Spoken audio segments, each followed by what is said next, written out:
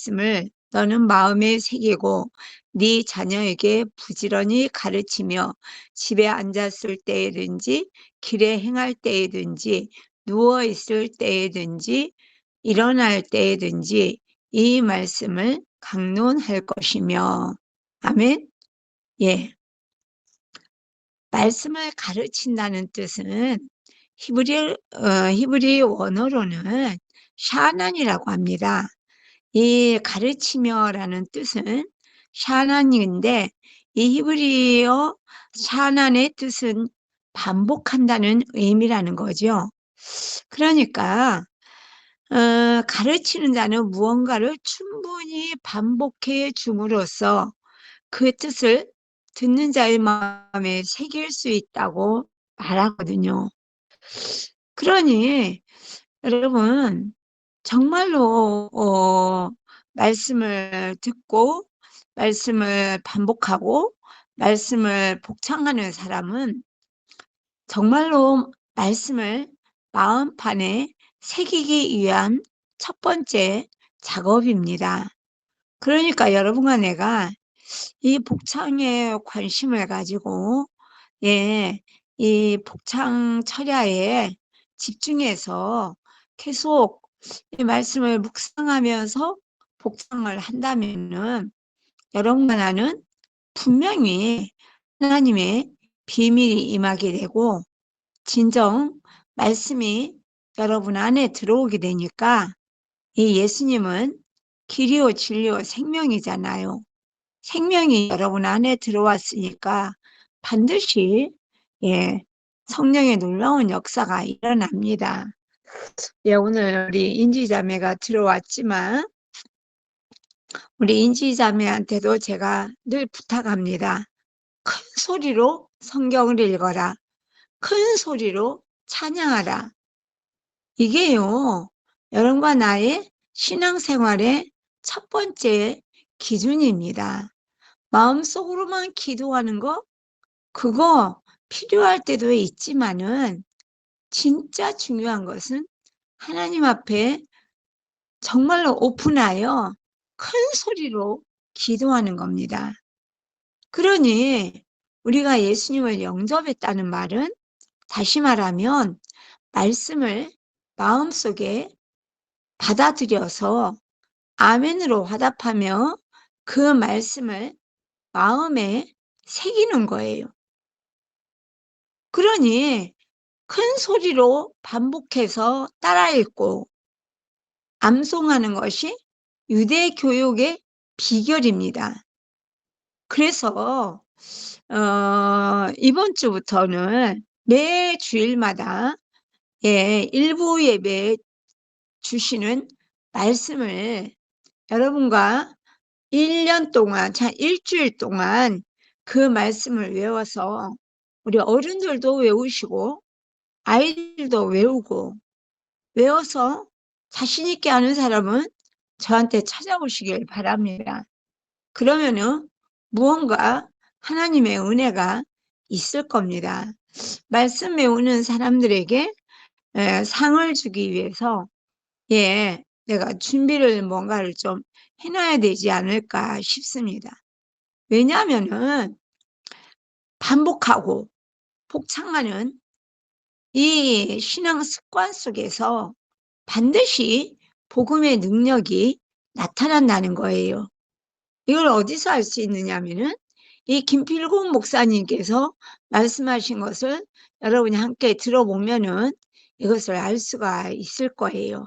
우리 김필곤 목사님 말씀을 우리 혜곤 형제가 한번 읽어주세요.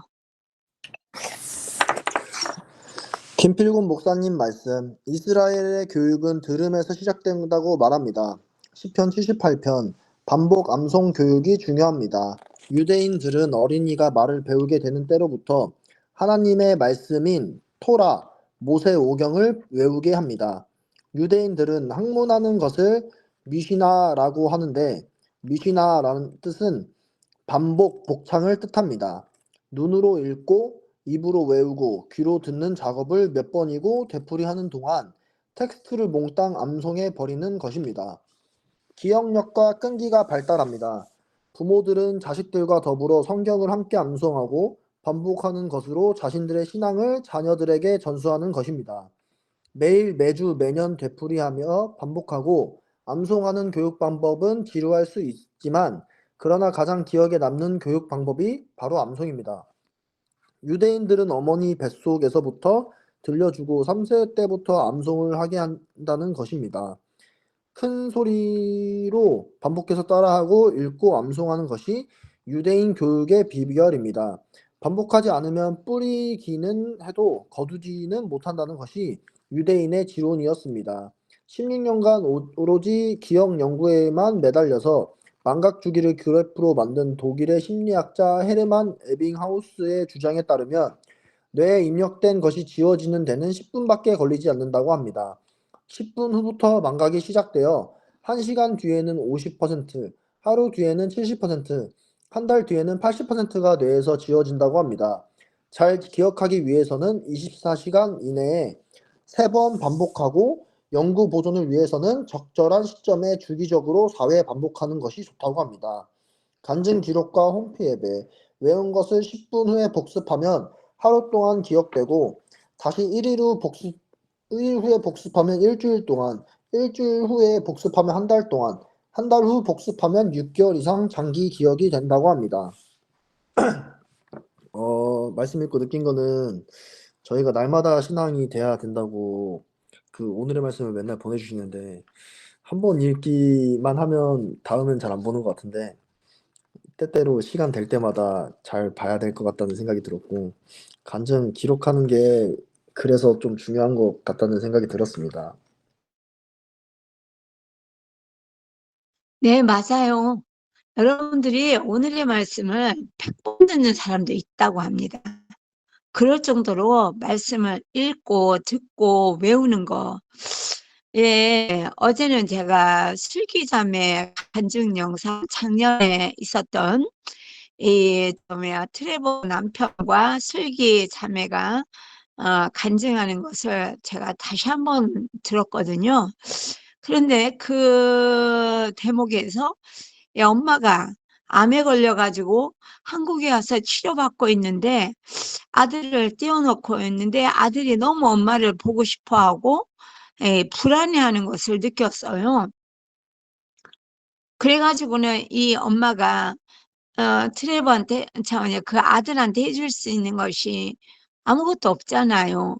기도뿐이 없다. 그래서 우리는 그래, 그래, 기도할게. 그러고 끝나지만은 이 엄마가 아들한테 주문을 했어요.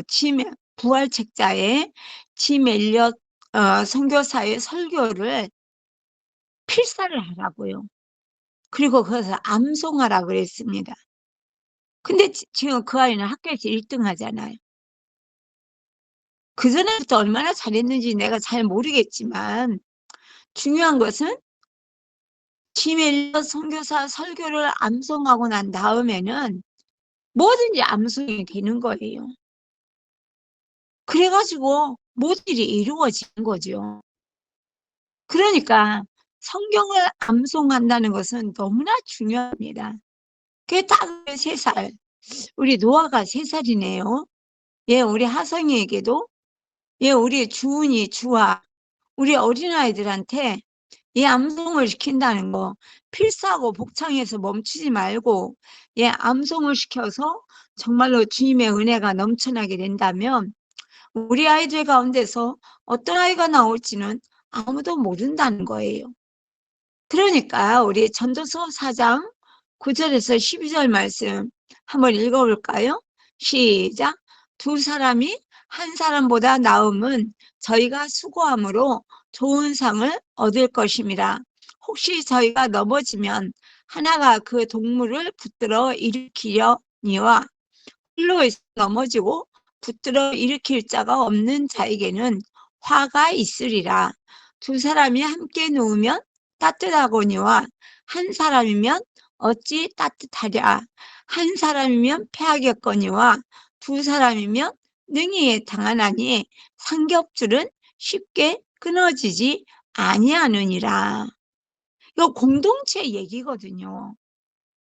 여러분, 이 세상의 모든 사람이 자기 중심으로 있다는 것은요, 자기 기준에서 자기 마음에 들어주기를 원하고 자기 중심으로 자기가 원하는 모습으로 있어야 된다는 것은, 이거는요, 마귀야, 마귀.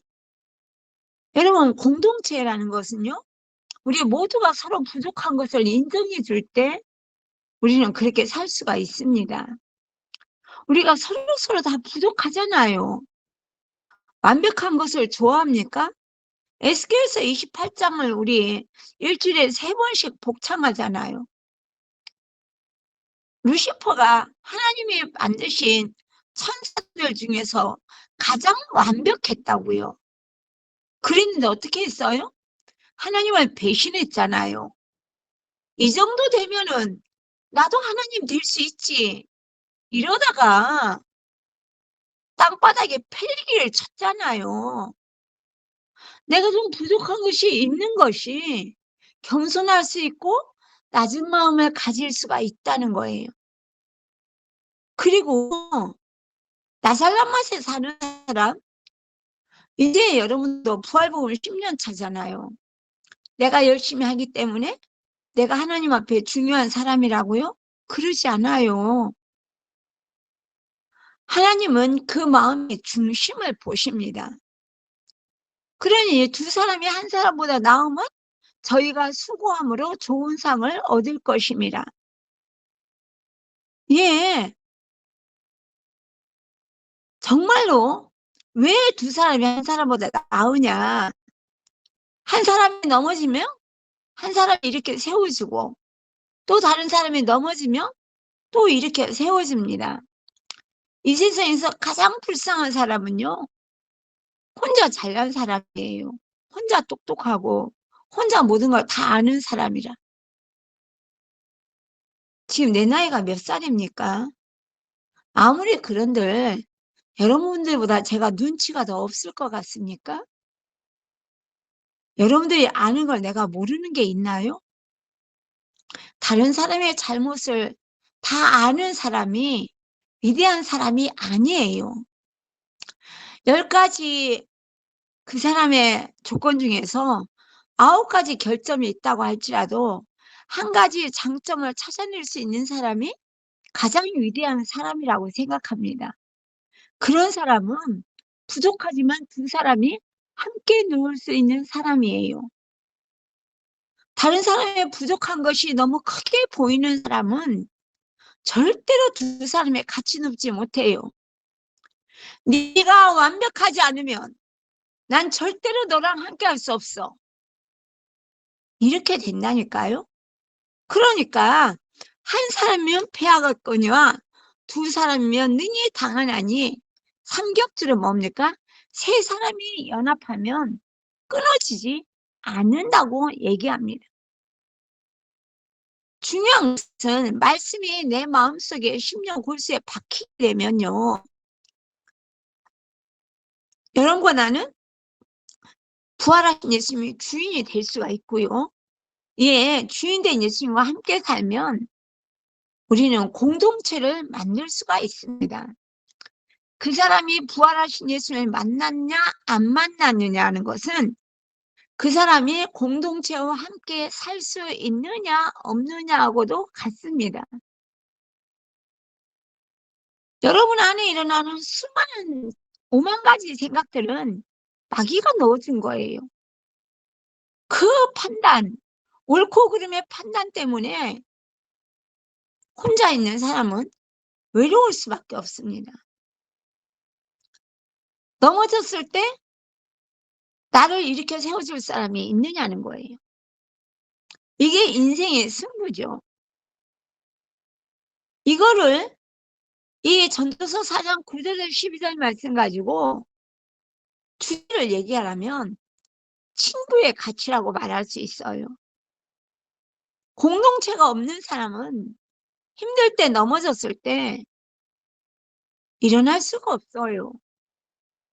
그렇기 때문에 공동체가 무엇인지 모른 채로 나 홀로 사는 사람은 화가 임한다고 하잖아요. 신앙도 공부도 넘어질 때가 있거든요. 공동체가 없이 정말로 사는 사람은 한 번 무너지면 모든 것이 무너집니다. 그러면은 여러분, 누가 공동체가 없느냐? 항상 다른 사람의 잘못이 너무 크게 보이는 사람은 공동체의 하나가 될 수가 없는 거예요. 저 사람은 나보다 좀 더 가져도, 저 사람은 이 부분은 나보다 부족해. 여러분, 우리 그래서 반쪽끼리 만나가지고 결혼하잖아요. 전혀 다른 성격의 남자와 여자가 만나가지고 결혼하는데 기가 막히게 하나님이 맞춰주잖아요. 아, 저런 여자, 아무 남자나 결혼하면 저런 여자는 함께 살 수 있는 여자가 아니야. 그런데 말이에요. 하나님은 기가 막히게 괜찮은 남자를 거기다 붙여주신다는 거예요. 그러니까 이 세상에서 살면서 제가 평생에 후회하는 게 남편의 결정을 찍어가지고 계속 원망 불평하고 미워하고 자식들 앞에서 남편 험담한 것 때문에 지금도 괴로워하고 회개합니다. 그 친구들 사이도 마찬가지예요. 정말 부활하신 예수님이 주인이 아니더라도 우리는 나에게 수많은 결점이 있음에도 불구하고 하나님이 그 중에 내 장점 하나 가지고 나를 사용하시는 것을 여러분도 경험하시고 나도 경험하고 있습니다. 그런데 무언가를 위해서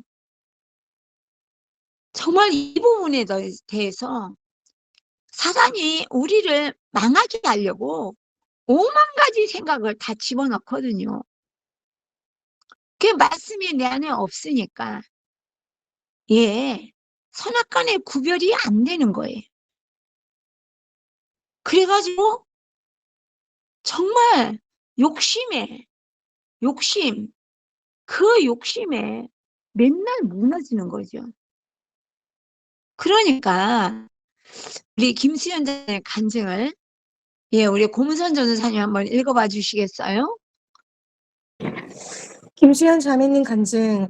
이제 목사님은 넘어졌을 때 나를 일으켜줄 공동체가 있느냐에 따라 인생이 좌우된다는 말씀을 주셨다. 너무나 중요한 얘기이다. 예수님도 고별 설교 맨 처음 요한복음 13장에서 넘어질 때 일어나는 문제를 다루셨다. 아마 열심히 예배를 드리며 최선을 다해 살 것만 생각할 텐데 목사님은 그보다 더 중요한 것을 말씀해 주신 것이다. 넘어졌을 때 혼자 끙끙 속 썩지 말고 공동체와 그 문제를 함께하라는 것이다.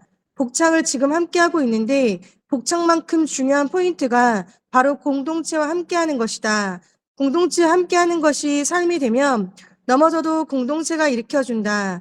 공동체 그림처럼 우리는 주 안에서 한 몸이기 때문이다. 몸의 한 지체가 아프면 다른 지체들이 도와서 일으켜준다. 그냥 이미 우리는 그런 존재이다. 함께하면서 일어나지는 것을 누리면 된다. 목사님께서 하신 말씀을 꼭 들었으면 좋겠다. 아이들도 한번 걸리면 아무리 공부를 잘해도 아무 소용이 없다. 그냥 시간이 쭉 날아가 버린다. 신앙도 무너지고 공부도 무너지고 이것으로 끝이 아니라 부모와의 관계도 친구와의 관계도 깨지게 되고 심하면 자기 몸까지 해칠 수도 있다. 마귀는 한번 잡으면 끝까지 물고 늘어지는 진짜 악한 놈이다. 날마다 공동체와 함께 예배를 드리고 간증을 기록하고 함께 복창을 하는 것이 얼마나 큰지 잘 모를 수 있을 것 같다. 결국 이것이 우리가 잘 사는 길인데, 아멘. 정말 공동체와 함께 예배드리고 공동체와 함께 간증 기록하고 공동체와 함께 복창을 하는 것. 이것뿐만이 아니라 공동체 함께 전도하고 공동체 함께 청소를 하고 공동체 함께 장을 보며 공동체 함께 식사를 하며 이 모든 시간들이 절대 하나님 안에서 너무 중요한 시간들이라는 거를 부활복음을 통해 에베소서 3장 6절로 함께를 통해서 알게 되었지만 순간순간 마귀는 여기서 이탈되게 오만 가지, 좀 전에 목사님 말씀처럼 오만 가지 생각을 넣어주지만 그럴지라도 그것에 넘어가지 않도록 더 방법은 더 공동체 함께 역으로 더 예배드리고 간증 기록하고 함께 복창하고 모든 것을 함께하며 선수치고 나가면 주님 안에서 같이 승리할 수 있다는 것을 저는 믿습니다. 아멘이죠. 그 중요한 것은 내가 지금 예수님을 보고 있느냐, 그 사람의 결점, 문제점을 파악하고 있느냐는 거예요. 우리는 문제를 파악하면 그걸 개선시켜서 잘 될 수 있다는 것을 공부했습니다. 세상 공부로 말이에요. 근데 하나님의 공부는 그렇지 않습니다. 부활하신 예수님이 주인이 되시면 성령께서 역사하실 것을 기대하고 있다는 거죠. 그러니까 우리 주문을 위해서 지금 우리가 매일 기도하잖아요. 그 아이가 얼마나 나쁜가를 파악하고 있는 사람은 여러분, 사람을 살리는 사람이 아니에요. 사람을 살리지 못하면은 나도 죽습니다. 여러분, 이 공동체라는 것은 다른 사람을 살리면 내가 사는 거거든요. 그러니 왜 하나님께서는 예수님이 이 땅에 사람으로 오셔서 십자가에 죽으시고 부활시키셨냐고요. 어떤 고난 속에 있을지라도 내가 너희를 반드시 다시 세울 거라고 말씀하시는 것을 말씀하십니다. 그러니 고린도전서 15장 3, 4절 말씀 한번 읽어볼까요? 시작. 내가 받은 것을 먼저 너희에게 전하였노니 이는 성경대로 그리스도께서 우리 죄를 위하여 죽으시고 장사 지낸 바 되었다가 성경대로 사흘 만에 다시 살아나사. 괴테가 이런 말을 했어요. 왜 사람이 변하지 않을까? 첫 단추를 잘못 끼우면 마지막 단추는 끼울 구멍이 없다. 이게 괴테가 한 말입니다. 성령께서는 왜 사람이 변하지 않을까? 책망하고 계시잖아요. 먼저 복음을 바라보는 관점을 바꿔야 됩니다. 여러분, 지금 요즘 우리 계속 얘기하고 있잖아요. 복음은 하나님 겁니다. 복음이 여러분과 나의 것이 아니에요. 복음은 하나님의 것이기 때문에 하나님의 관점에서 복음을 바라봐야 된다는 거죠. 복음의 목적은 하나님과 함께 사는 겁니다. 데살로니가전서 5장 10절에 자거나 깨거나 함께 살려고 예수님이 십자가에 죽었다. 십자가에 죽은 목적이 뭐냐?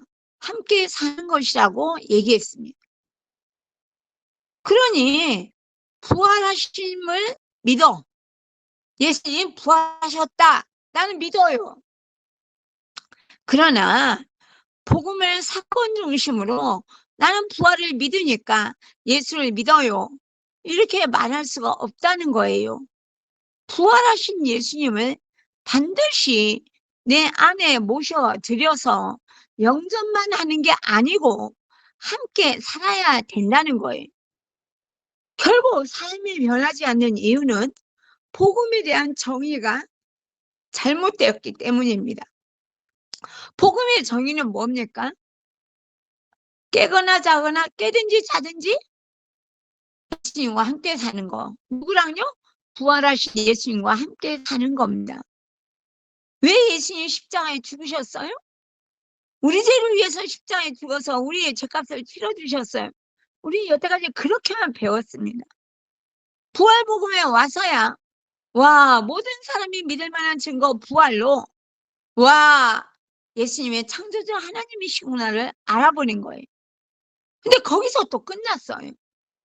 그러나 그분을 영접하면 모셔드려 놓기만 하는 것이 아니라 그분과 함께 산다고요. 이게 중요한 겁니다. 그래서 우리 이명렬 형제님 간증을 우리 명훈이가 좀 읽어주세요.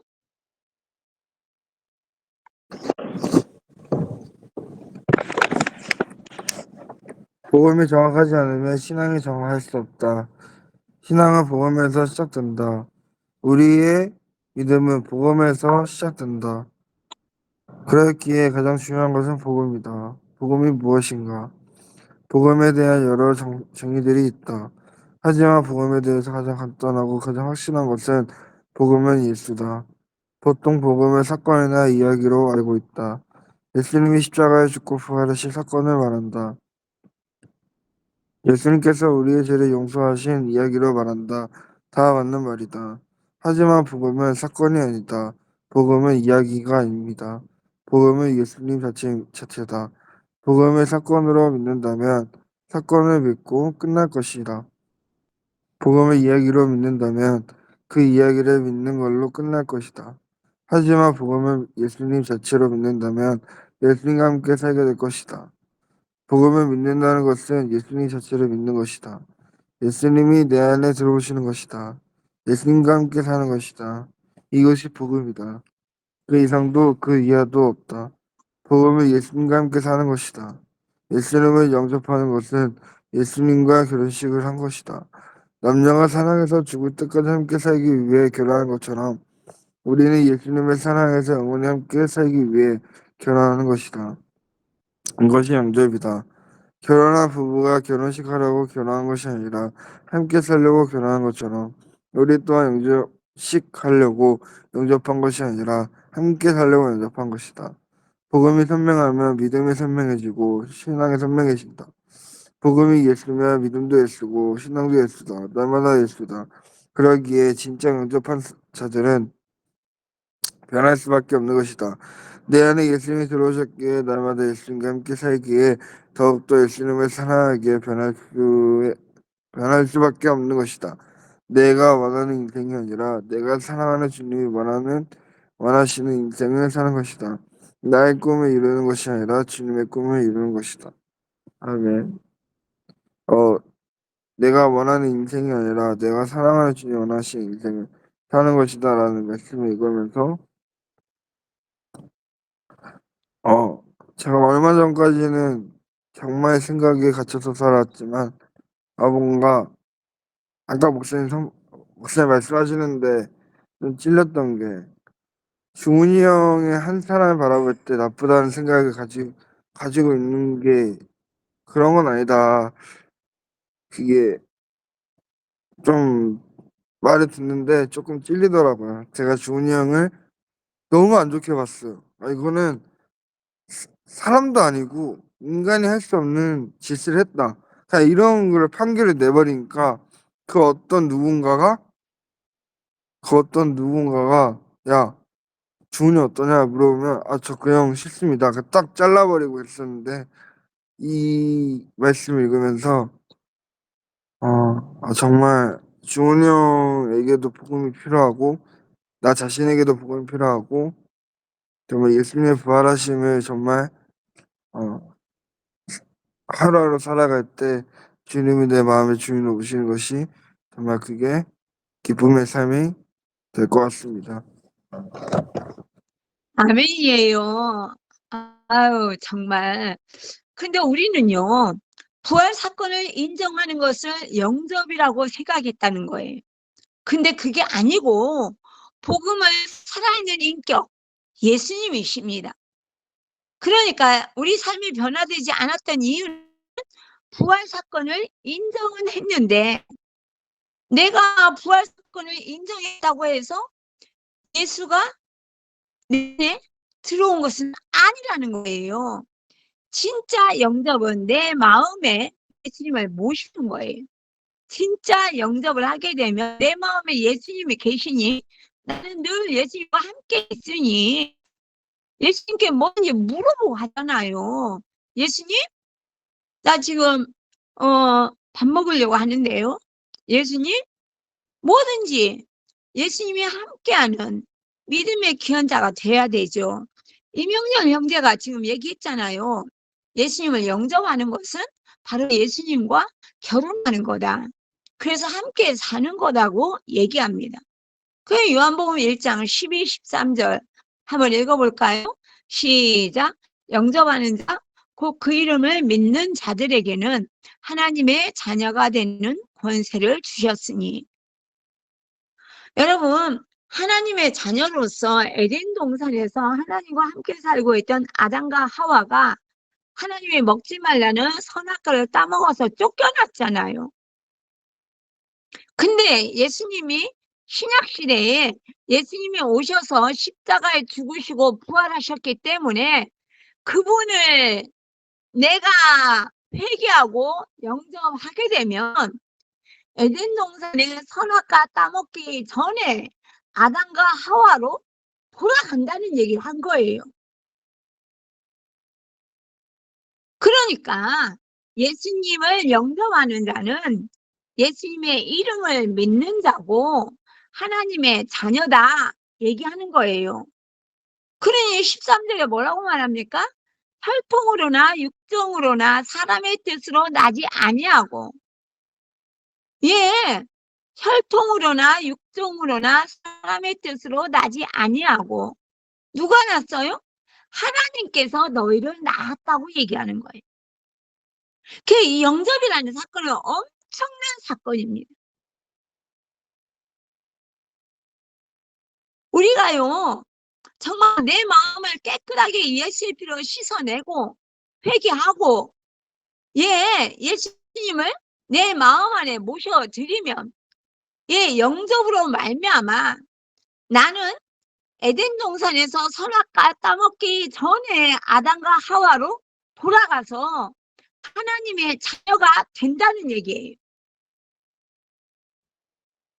그러니 여러분, 영접이 어마어마한 사건인데 우리는 그냥 구원받기 위하여 필요한 과정일 뿐이었고요. 영접해놓고도 내 맘대로 살았잖아요. 여러분, 여기서 영접은 뭐라고요? 그를 믿는 자. 이 말은 뭘 얘기합니까? 믿음을 얘기합니다. 영접은 믿음이에요. 믿음 없이는 영접을 못합니다. 영접하면 내 안에 예수님이 들어온 것을 어떻게 알아요? 믿어서 알아요. 믿어서. 내 안에 예수님 계신 것을 어떻게 하냐고요? 믿으면 됩니다. 내 몸 안에 들어오는 거예요.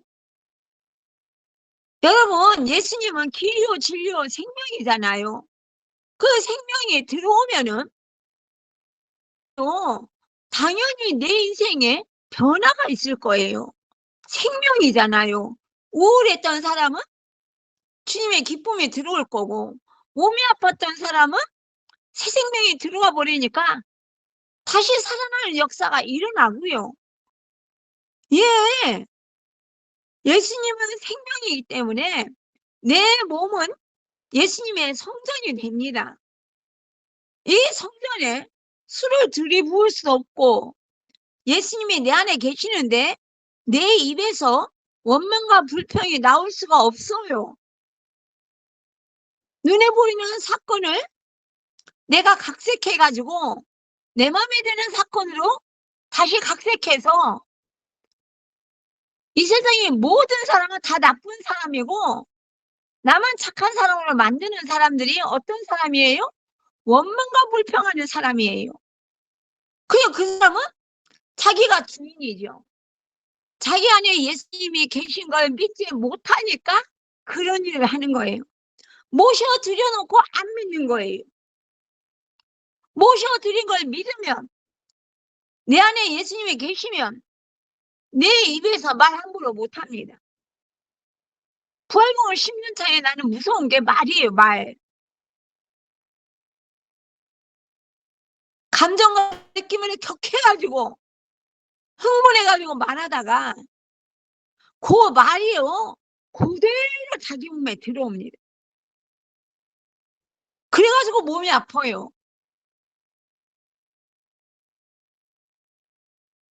나는 이게요 부활복음 하기 전에는 복음 자체가 문제가 있기 때문에 뭐 예수 안 믿는 사람이잖아요. 아무렇게나 말해도 어차피 예수 안 믿는 사람이니까 내 몸을 치지는 않는 것 같아요. 근데 이제 부활복음으로 부활하신 예수님을 내 안에 모셔드렸잖아요. 근데 그 예수님을 무시하고 감정과 느낌에 고백을 한다면 이거보다 무서운 일은 없다는 거예요.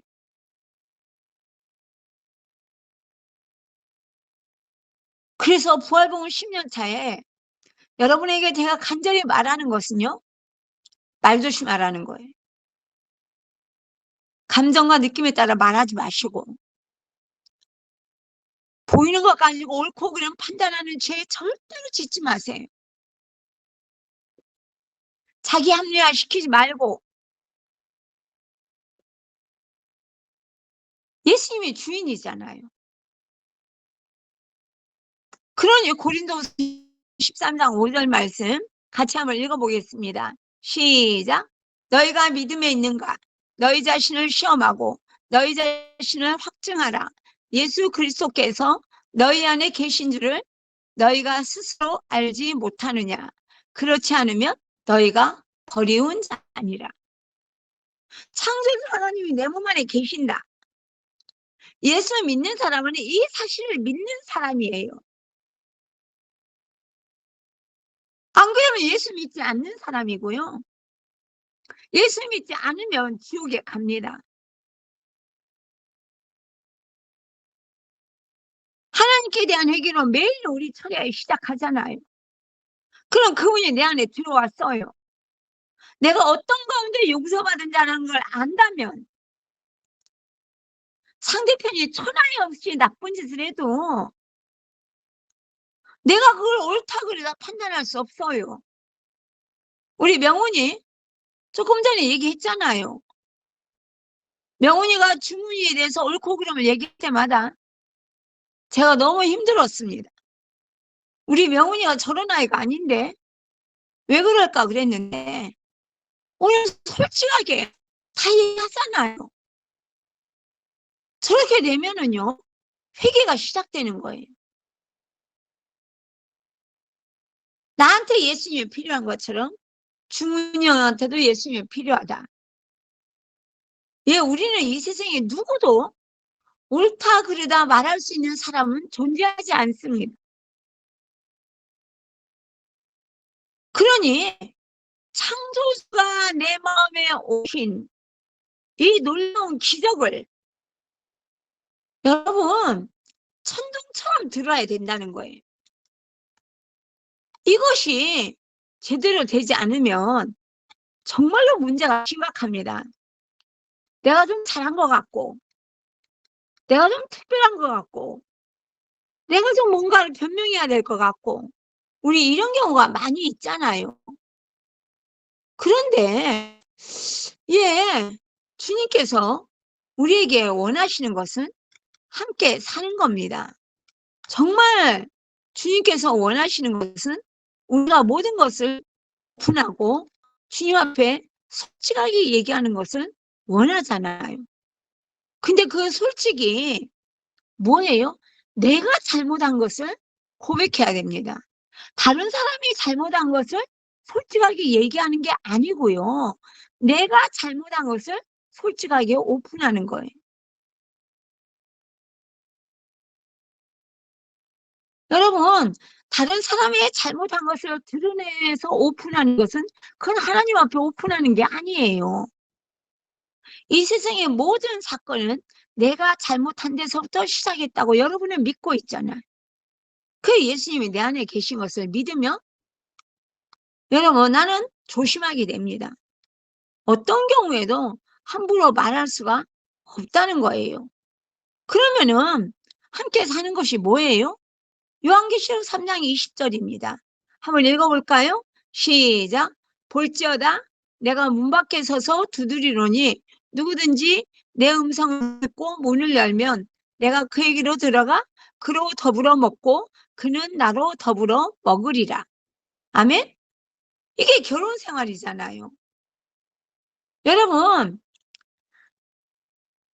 예수님이 왜 십자가에 죽었습니까? 깨든지 사든지 우리랑 같이 살려고. 예, 그 김성로 목사님 손주 희성이가 물어봤대요. 아니, 예수님은 왜 우리 죄를 사해 주셨죠? 그럼 우리가 회개만 하면 되죠. 근데 영접은 왜 하나요? 물어봤대요. 그러니 영접이 뭐냐? 함께 살기 위해서다. 영접의 목적은 단순히 내 안에 들어오는 것이 아니고 같이 사는 거라고 얘기하는 거예요. 이 밤에 여러분과 예수님이 함께 살고 있다면 여러분의 인생의 문제는 여러분이 걱정할 게 없어요.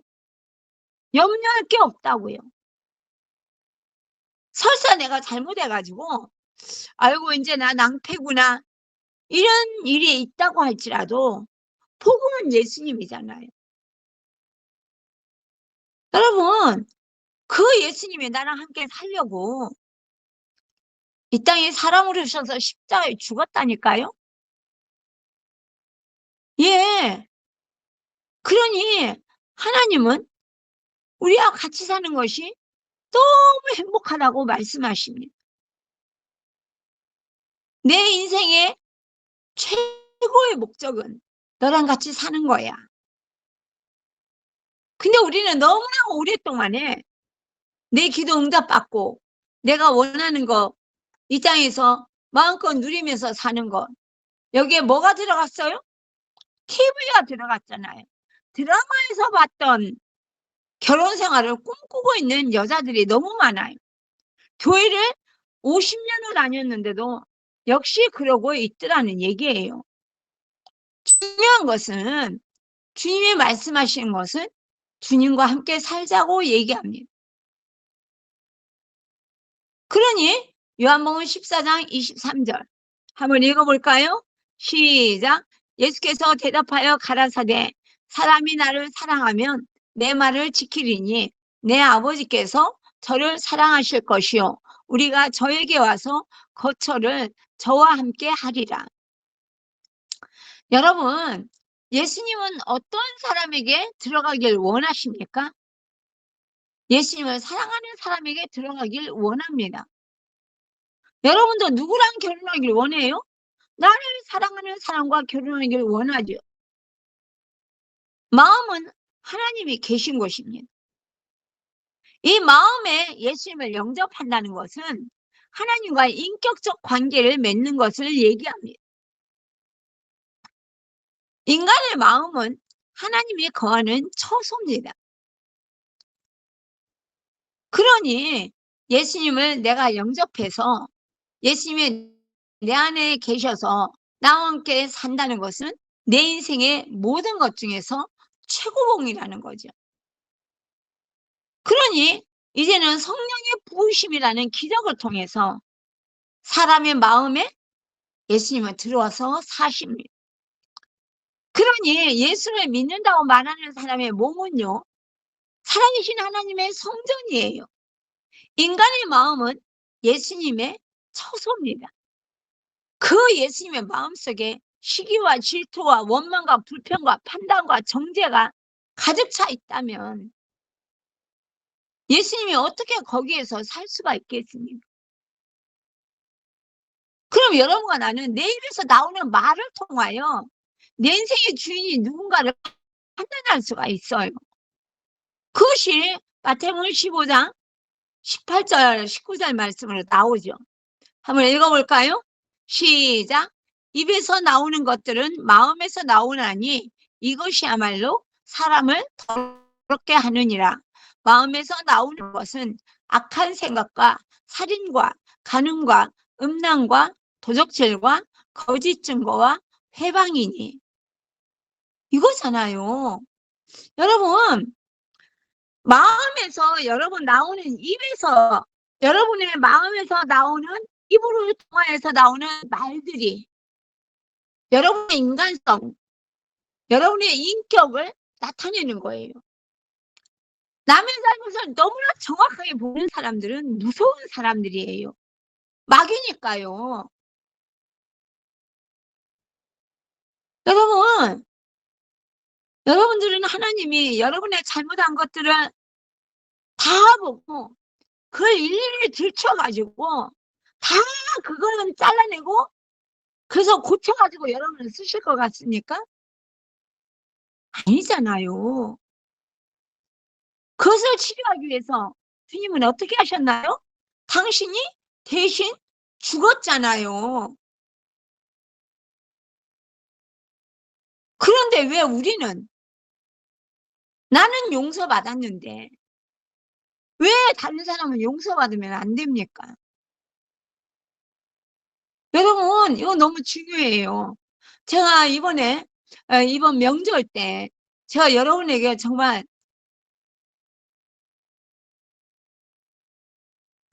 힘들어서 여러분에게 말씀드린 적이 있죠. 용서받은 기억이 없는 사람은 용서를 못 받는다고요. 하나님께 용서받은 기억이 있는 사람은 다른 사람을 용서합니다.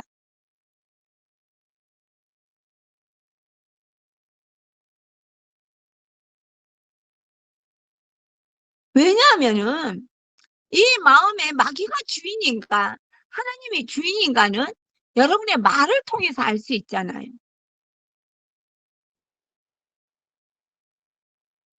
죄도 여러분의 마음에서 나옵니다. 구원도 마음에서 나오고요. 예, 예수님과 같이 사는 것도 여러분의 마음입니다. 그래서 잠언 4장 23절에서는 무릇 지킬 만한 것보다 더욱 네 마음을 지켜라. 생명의 근원이 이에서 난다고 말했어요. 마음에 마귀가 있으면 정신병자가 되죠. 마음에 마귀가 있으면 시기와 질투에서 벗어나지 못합니다. 마음의 주인이 마귀면 욕심을 못 벗어나요. 예, 마음에 마귀가 주인이면요 이기적입니다. 오직 자기만을 생각해요. 자기 입장만 보이는 거죠. 하나님의 입장 보이지 않아요.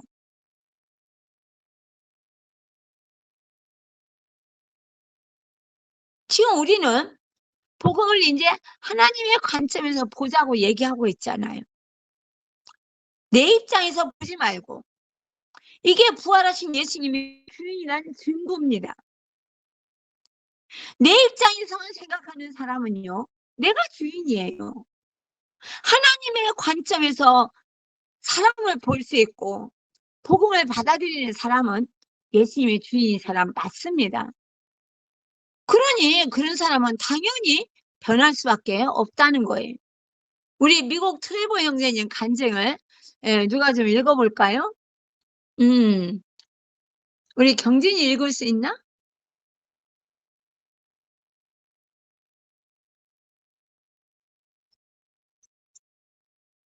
아, 그래? 그러면 영상 형제 좀 읽어주세요.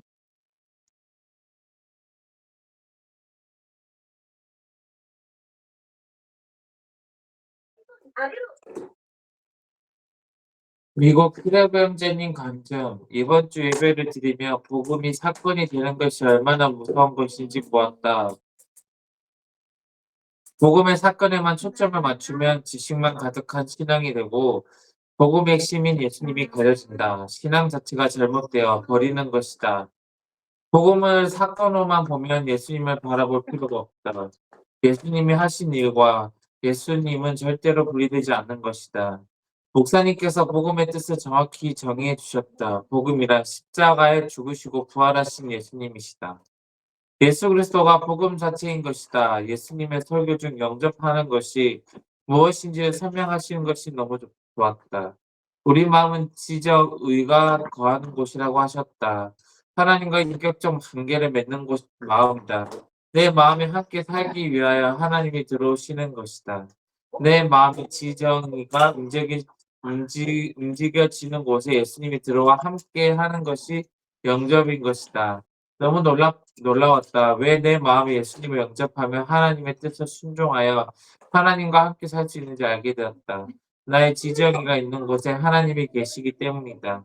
더욱 의지를 들여 하나님의 사랑이 뭔지, 예수님이 누구인지를 알고 나면 이분을 향한 믿음, 소망, 사랑이 강해진다. 이것이 하나님과 함께 사는 방법이다. 매일 예수님께 집중하여 매일 예수님과 함께 사는 것이 영접과 함께 사는 것이 외식제 삶에서 일어나는 일인 것이다. 날마다 주님과 함께 살아야 되고 생각했습니다. 우리는요 그동안 교회를 다니면서 예수님과 함께 사는 거에 대한 관심이 별로 없었죠. 그냥 영접하고 뭔가 환상을 보고 감동을 받고 뜨거워지면 예수님이 함께하는 거라고 생각했습니다. 근데 저는 오늘 말씀을 준비하면서 하나님과 나의 마음이 합해져야지 문제가 해결이 되는구나. 하나님의 목적과 나의 목적이 같아야 돼요. 여러분, 내가 하나님 마음에 들어가야 된다니까요. 그래, 아모스 3장 3절 한번 읽어볼까요? 자, 시작.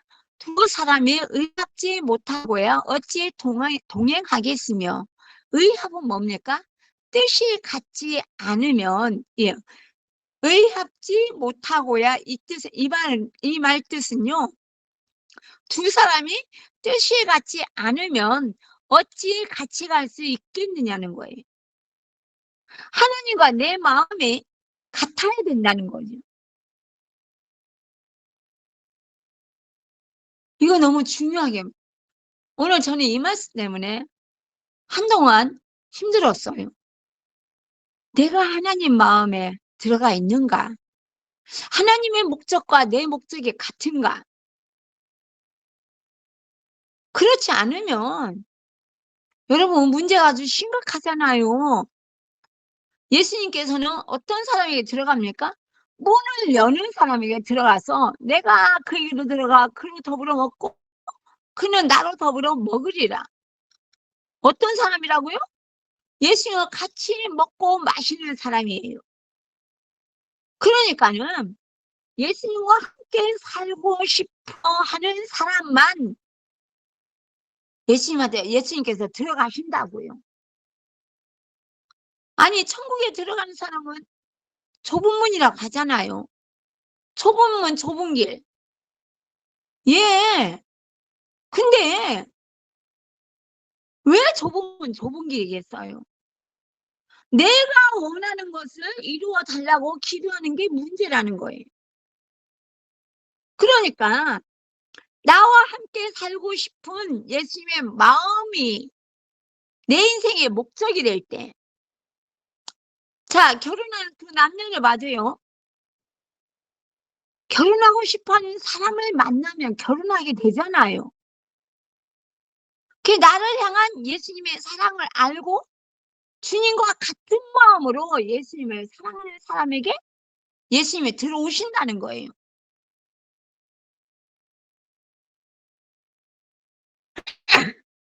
100만 번을 영접을 해도 예수님이 안 들어오는 사람이 있다니까요. 왜요? 말로만 하는 사람. 마음은 딴 데가 있어요. 그냥 지금 나의 기도를 응답받기 위해서 영접을 하는 거죠. 마음은 딴 데 있어요. 돈 많은 남자를 만났어요. 그 여자는 그 남자를 사랑하지 않습니다. 그 돈이 많으니까 결혼을 했어요. 그 결혼 생활이 잘 될까요? 안 되잖아요. 똑같은 거예요. 두 사람의 뜻이 같아야지 동행할 수 있다고 얘기하는 겁니다. 우리 태연숙 자매님 간증, 예, 우리 박은혜 선생님 읽어주세요.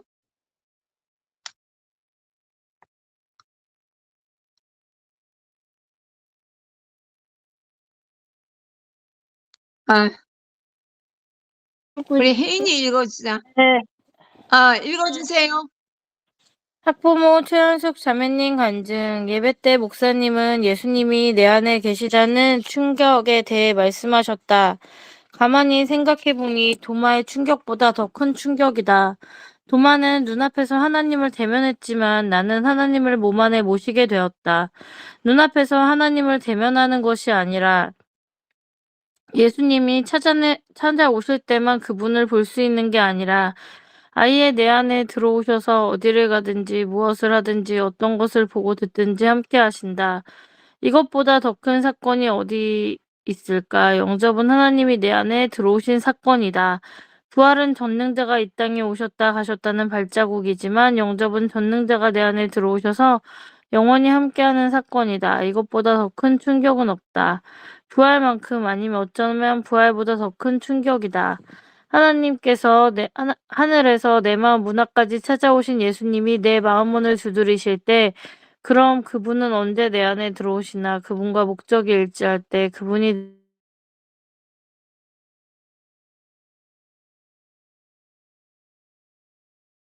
않고서야 어찌 길을 같이 가겠는가 서로 목적이 맞지 않고서야 어찌 지도리신다 집에 아기가 있으면 아기가 해로우니까 집에 소독을 할 수가 없다. 소독을 안 할 거니까 그 사람은 우리 집에 못 들어온다. 가스 점검하는 사람이 문을 두드린다. 나도 가스 점검을 받고 싶다. 그러면 문을 열고 들어오시라고 하고 그분은 들어오셔서 가스 점검을 하신다. 예수님이 나와 더불어 먹고 마시자고 내 마음 문을 두드리신다. 내가 이렇게 너를 사랑하는데 함께 살고 싶다고 문을 두드리신다. 그러면 언제나 나는 문을 열고 언제 예수님이 들어오시는지 당연히 예수님과 함께 살고 싶어서 문을 연다. 예수님과 사랑하고 싶어서 들어오시라고 말한다. 둘의 목적이 맞아 떨어질 때 예수님은 들어오시는 것이다. 들어오시면 예수님과 나는 무엇을 하는가? 당연히 함께 사는 것이다. 당연히 서로 사랑하는 것이다. 그게 목적이니까. 아멘. 저도 예수님이 정말 제 안에 들어오셔서 정말 예수님을 제가 기쁘게 맞아들이고 싶고 예수님과 함께가 정말 너무나 당연하고 기쁜 제가 되기를 원하고 아까 노아가 이제 기도해 줬는데 마귀가 자기 머리에 들어오는 게 싫다고 예수님만 들어오셨으면 좋겠다고 예수님의 뜻대로 하고 싶다고 그렇게 기도를 하는데 다시 녹음하려고 하니까 안 하더라고요. 그래서 정말 예수님하고 함께하고 싶고 예수님의 뜻대로만 살고 싶다고 그렇게 고백할 수 있는 제가 되고 싶습니다. 노아는 아직 아기니까 세상 생각이 안 들어오니까 아주 그대로 고백을 하잖아요.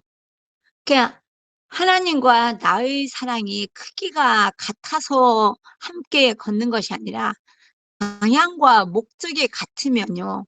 우리는 주님을 따라갈 수가 있는 거예요.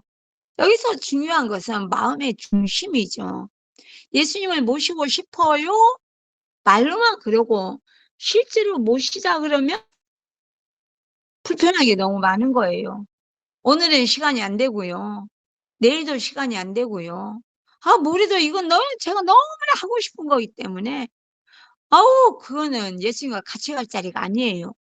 우리 이렇게 말할 때가 많이 있잖아요. 근데 문제는요. 마귀는 우리가 함께 살지 못하는 모습에 초점을 맞춰서 눌려가지고 영접을 못하게 방해를 합니다. 네. 그러니 하나님의 사랑은 율법이 아닌데 뭔가를 잘못하면 하나님께 버림받습니까? 그게 아니잖아요. 문제는 하나님은 공의의 하나님이십니다. 공평하세요. 근데 우리는 내가 좋아하는 사람한테는 너그럽게 대하고 내가 싫어하는 사람한테는 너무 가혹하게 대하는 그런 경향이 있잖아요. 그러니까 하나님과 방향이 같고 목적이 같으면은 우리는 예수님을 따라서 같이 살 수 있습니다. 그러니까 예수님께서 내가 너를 너무나 사랑하니까 같이 살자. 내가 네 안에 있어서 너를 온전케 하겠다고 말씀하십니다. 그러니 데살로니가전서 5장 10절은 너무나 중요한 말씀입니다. 한번 읽어볼까요? 시작. 예수께서 우리를 위하여 죽으사 우리로 하여금 깨든지 자든지 자기와 함께 살게 하려 하셨느니라. 하나님과 함께 사는 것은요. 생명이 있는 사람은 영적인 본능입니다. 그래서 이대로 살 수는 없다고 생각하고 내가 변하기를 원하게 됩니다. 생명에 있는 사람.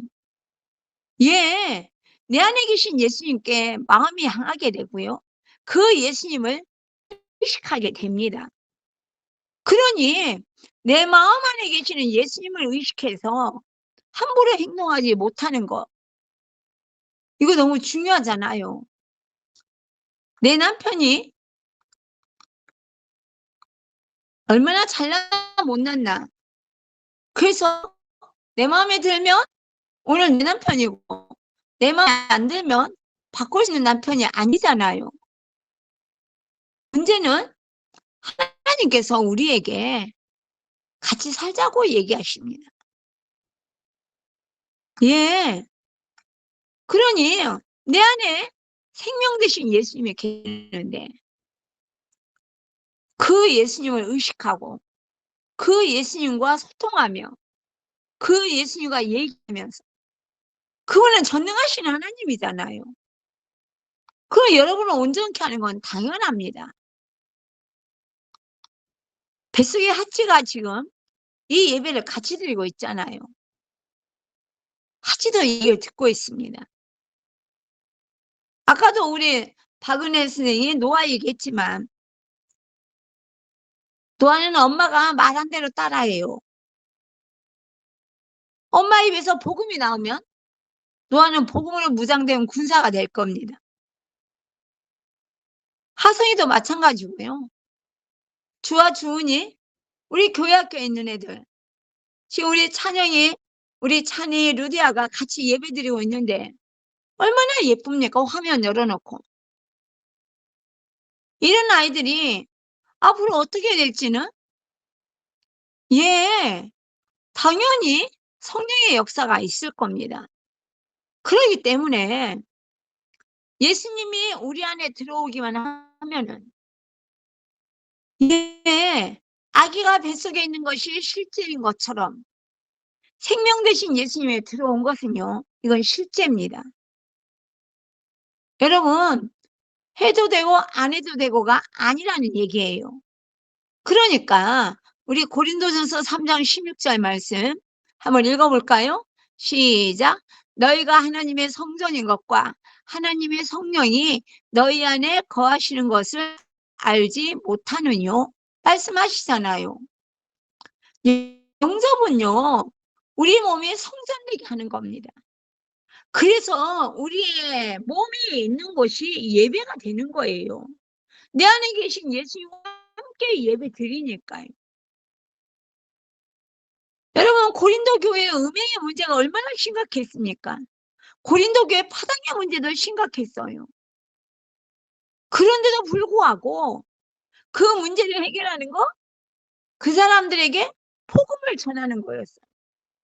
너희는 이미 너희 옛사람이 이미 십자가에 죽어버리고 너희들은 새로운 피조물이라고 얘기한다는 거예요. 행함을 강조하는 것이 아니고 이미 이루어졌다는 거예요. 이미 옛사람은 죽어버렸고 예수님과 함께 살고 있다고 얘기합니다. 안 그러면 다 율법주의에 빠지거든요. 그러니 여러분, 하나님의 마음속에 하나님의 성전인 내 안에 미움과 음욕과 시기와 질투와 욕심을 품으면 하나님의 성전을 더럽히는 거라고. 내 마음을 더럽히는 거니까. 요한복음 2장에서 성전에서 장사하는 자들을 책망하셨잖아요. 내 마음에 너무 쉽게 미움, 시기, 질투, 원망, 불평, 판단, 정죄를 받아들인다는 것은 여러분 예수님을 다시 한번 채찍질하고 십자가에 못 박는 거라고요. 하나님의 성전인 우리는 하나님의 말씀을 듣고 하나님의 말씀을 봐야 됩니다. 그래요. 고린도전서 6장 19절도 똑같은 말씀이죠. 너희 몸은 너희가 하나님께로부터 받은 바 너희 가운데 계신 성령의 전인 줄 알지 못하느냐. 너희는 너희의 것이 아니라. 지금 우리 교회도 기적이 일어나고 있습니다. 이 기적이라는 것은요, 여러분의 인생에 돈이 많아지고 뭐가가 되는 것이 아니고 하나님의 마음과 우리의 마음이 하나가 되고 있다는 거예요. 하나님의 목적과 우리의 목적이 같아지고 있다는 거예요. 정말로 이 사랑으로 주님의 말씀을 바라볼 때 정말 하나님의 마음과 내 마음이 하나가 될 때 정말 우리는 우리의 목적과 하나님의 목적이 같아서 정말 성령의 역사가 일어납니다. 근데 여기에 누가 방해꾼이 있어요? 요한복음 13장 2절 시작. 마귀가 벌써 시몬의 아들 가룟 유다의 마음에 예수를 팔려는 생각을 넣었더니 이게 뭐예요? 우리의 마음은 성전인데 여기다가 5만 가지 생각을 다 집어넣잖아요. 그래가지고 여러분들로 하여금 하나님을 만났을 때 감격을 다 잃어버리고 눌리고 포로되고 눈먼 자가 되어서 살고 있다는 거예요. 그러니 우리는 날마다 성령의 충만을 받아야 됩니다. 그러니까는 누구에게 초점을 맞춰야 돼요? 예수님께 초점을 맞추는 자가 되어야 된다는 거죠. 그러니 누가복음 8장 15절 말씀 한번 읽어볼까요? 누가복음 8장 15절 말씀 그거 안 올렸나요? 좋은 마음으로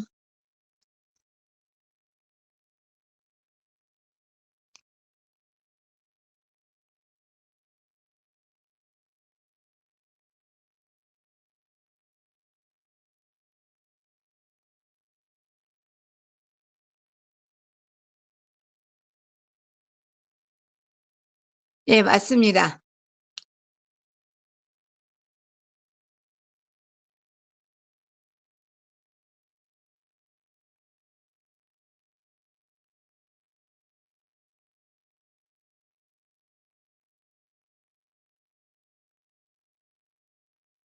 아멘.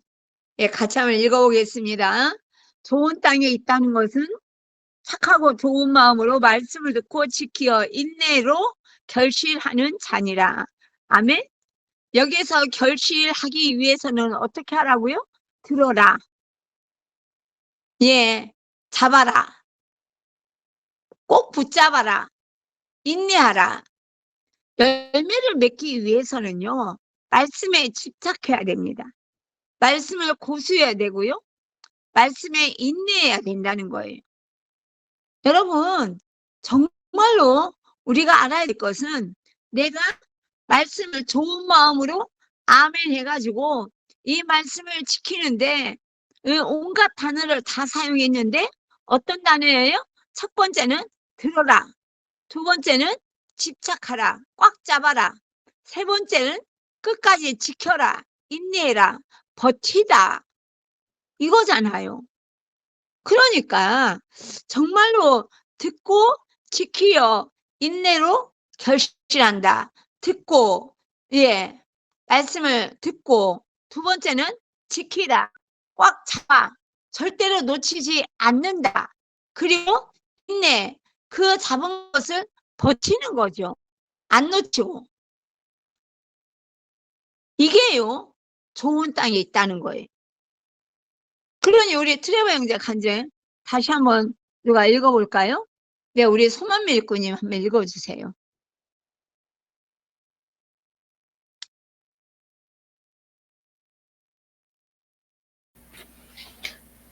고린도전서 3장 16절을 볼 때마다 죄와의 싸움으로 정말 많은 고민이 있었는데 바울이 고린도 교회의 문제를 보며 너희의 몸이 하나님의 성전이라는 것을 상기시켜 주었다. 아멘이다. 나는 하나님의 성전이다. 하나님의 성령이 내 안에 거하시는 것이다. 하지만 내가 하나님의 성전이라는 것을 잊게 되는 것은 바로 세상이다. 세상에 조금이라도 틈이라도 줄 때면 내 신분을 잊어버린다. 목사님께서 보고 듣는 것의 중요성을 말씀하실 때 갑자기 태양이 생각났다. 태양은 늘 변함없이 빛나지만 구름 때문에 빛이 가려진다. 이것과 같이 세상의 것들로 내 눈과 귀를 채우면 성령이 내 안에 계시다는 것이 흐려지게 된다. 보고 듣는 것의 중요성을 너무나 알겠다.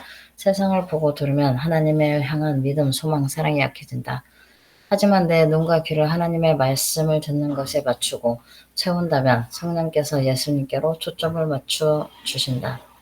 내 안에 진정으로 거하시는 분을 바라보게 된다. 이것이 주님과 함께 매일 사는 비결이다. 기쁠 때나 속상할 때나 예수님만 바라보라는 어린아이의 노래가 생각났다. 바로 이것이다. 믿음이 약해졌을 때 믿음을 이루신 예수님의 부활을 바라보는 것이다. 소망을 이루신 예수님의 부활을 바라보는 것이다. 소망을 잃어버렸을 때, 사랑을 잃어버렸을 때도 예수님의 부활을 바라보는 것이다. 하나님은 나에게 모든 것을 다 주셨다. 하나님이 나에게 생명을 걸고 주신 자유의지다. 하나님께서 다 이루신 부활을 붙들 것인가, 아니면 내 연약함을 붙들 것인가, 모든 것이 나의 선택에 달려있다. 말씀하신 것 같이 자, 내가 세상 것을 바라보고 있으면 이 세상 것에 가려져서 예수님의 정말 말씀도 안 들리고 정말 성령님의 역사하심도 하나도 느낄 수 없고 그냥 마귀가 움직이는 대로 움직이는 그런 사람이 된다는 게 너무 맞는 것 같고 정말 내 연약함이나 이런 것이 아닌 정말 예수님의 선택과 계획 안에 들어가 사는 사람이 되기를 원합니다. 네, 내 연약함을 볼 것인가? 하나님께서 다 이루신 부활을 붙들 것인가? 이 트레버 형제의 이 말 때문에 제가 오늘 이 간증을 올렸거든요. 정말로 여러분과 나는 너무 쉽게 환경에 어려운 것을 붙들고 또 내 마음속에 들어온 이 마귀가 넣어준 생각을 꽉 붙들어가지고 이를 갈면서 안 내놓는 사람이 있잖아요. 부활하신 예수님이 주인이라고 얘기해줘도 그건 그거고요. 이 문제는 그런 게 아니잖아요. 그러면서 문제를 만들 수가 있다는 거예요.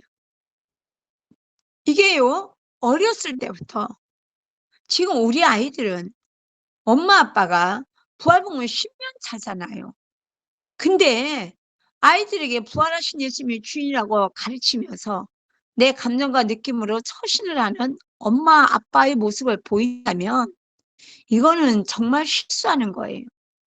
우리 아이들은 거기에서 혼미가 찾아올 수 있잖아요. 아까 노아가 그랬다잖아요. 자기는 하나님만을 기쁘게 해주고 싶다고요. 엄마 아빠는 아이들의 모델입니다. 예, 이번에 윈터스쿨 월요일에 가면은 우리 아이들 데리고 그 나이에 맞게 정말로 말씀 교제를 꼭 해주겠다고 약속을 했어요. 그리고 화요일 하루 동안에는 부흥회를 한답니다. 그래서 영상으로 내가 찍어달라고 그랬어요. 우리 아이들한테 기념으로 내가 보여주려고요.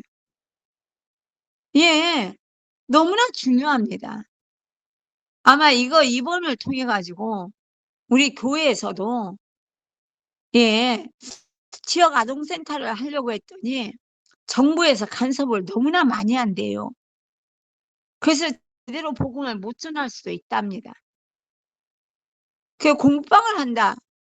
그랬더니 그것도 불편할 수가 있대요. 진짜 복음을 전하려면 정말 아이들이 마음껏 와서 헌신하는 사람이 많아야 된다는 거예요. 직장 퇴근하고 와서 아이들과 함께 어울려서 이렇게 1시간이라도 2시간이라도 같이 공부하고 같이 말씀 암송하고 같이 즐거운 일을 할 수 있는 헌신자가 있어야 된다는 거죠. 이런 부분에서 정말로 여러분과 나는 인생을 우리가 왜 사는지 내 안에 계신 예수님이 나한테 지금 원하는 것이 무엇일까? 우린 다시 한번 생각해 봐야 됩니다. 너무나 무서운 것은 자기가 자기 얼굴을 못 본다는 거예요. 사람은 자기 그림자를 못 보고 살잖아요. 그럼 우리에게 내 그림자와 내 얼굴을 볼 수 있게 하시는 분이 누구예요? 성령님이십니다.